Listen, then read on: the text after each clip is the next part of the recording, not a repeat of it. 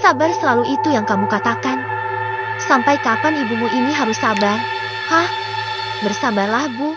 Aku dan Mala juga sudah berusaha semaksimal mungkin. Tapi Tuhanlah yang menentukan takdir terbaik untuk kami.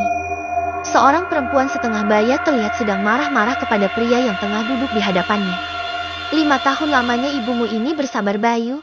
Mau sampai kapan lagi harus menunggu dan sabar? Laki-laki bernama Bayu yang tidak lain adalah anak dari perempuan itu hanya diam. Tidak menjawab pertanyaan Sarwati ibunya. Ceraikan perempuan mandul itu, Bayu. Masih banyak perempuan lain yang bisa menghasilkan keturunan untuk keluarga ini. Ucap Sarwati bersungut-sungut. Sudahlah, Bu. Berhenti mengatakan hal itu. Lagi pula sampai kapanpun aku tidak akan pernah menceraikan Mala. Apa yang kamu banggakan dari wanita seperti dia? Ibu bahkan bisa mencarikan kamu 10 wanita yang jauh lebih dari perempuan itu. 100 wanita cantik sekaligus aku tidak akan tergoda, Bu. Ucapnya yakin. Kalau begitu suruh perempuan mandul itu secepatnya hamil.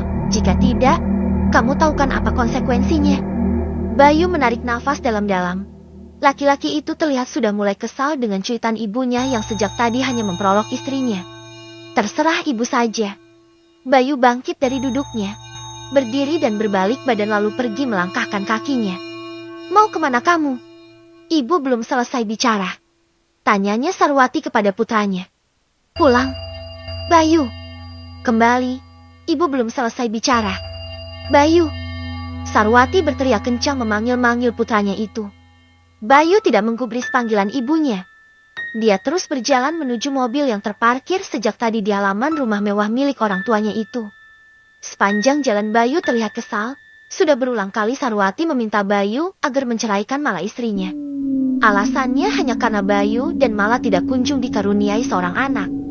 Bayu sendiri tidak mempermasalahkan hal itu. Hanya saja Sarwati selalu mengancam akan mencoret namanya dari daftar keluarga. Hal itu tentu membuat hati Bayu goyah. Segala cara sudah Bayu lakukan untuk membuat Mala hamil. Akan tetapi usahanya itu selalu gagal dan tidak membuahkan hasil. Setibanya di rumah, Bayu melangkah masuk dengan langkah tergesa-gesa. Dilepaskannya jas hitam yang dia kenakan ke sembarang arah. Laki-laki itu duduk termenung sambil sesekali mengusap kasar kepalanya. Bayu merasa dilema dengan ucapan ibunya tadi. Bayu takut kehilangan harta dan kemewahan yang selama ini dia miliki. Di sisi lain laki-laki itu juga tidak ingin berpisah dengan Mala. Sikap Bayu yang seperti itu membuat Mala menyerengit heran. Wanita berperawakan tinggi semampai itu berjalan menghampiri suaminya yang terduduk di sofa. Senyum terukir dari bibir Mala saat melihat sosok laki-laki yang setiap saat selalu dirindukan olehnya. Sudah pulang, Mas? Jawab Bayu tanpa menoleh. Mau aku buatkan minum? Tanyanya dengan hati-hati. Tidak usah, nanti saja. Mala tahu jika suasana hati suaminya sedang tidak baik-baik saja. Wanita itu memilih diam dan duduk di sebelah Bayu. Meskipun sikap Bayu terlihat berbeda akan tetapi Mala tetap bisa menjaga lisannya untuk tidak bertanya. Lah, ucap Bayu pelan. Iya, Mas. Bagaimana hasil pemeriksaan kemarin? Tanyanya dengan nada berat. Oh itu. Semua baik dan tidak ada masalah dengan kandunganku, Mas. Ucapnya senang. Syukurlah kalau seperti itu. Kamu mau lihat hasilnya ya, Mas? Tunggu sebentar, aku ambilkan hasilnya. Mala bernanjak hendak pergi.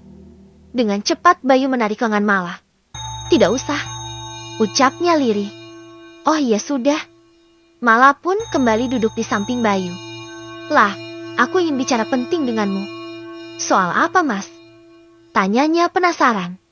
Aku ingin kamu cepat hamil. Dalam waktu 1 bulan ini. Aku gak salah dengar kan? Tidak.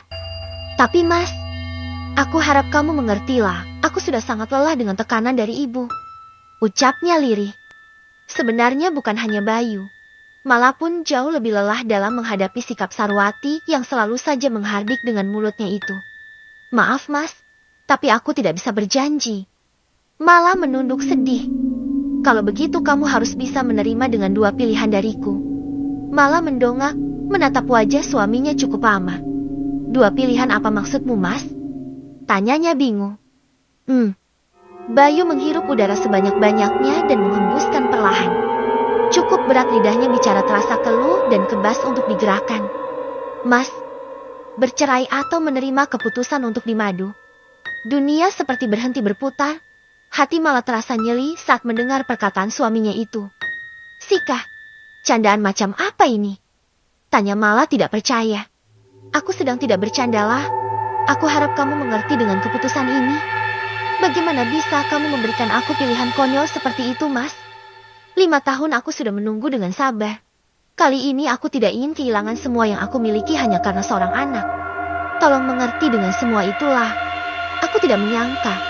Karena harta kamu menjadi seperti ini, Mas. Mala terlihat kecewa dengan sikap suaminya.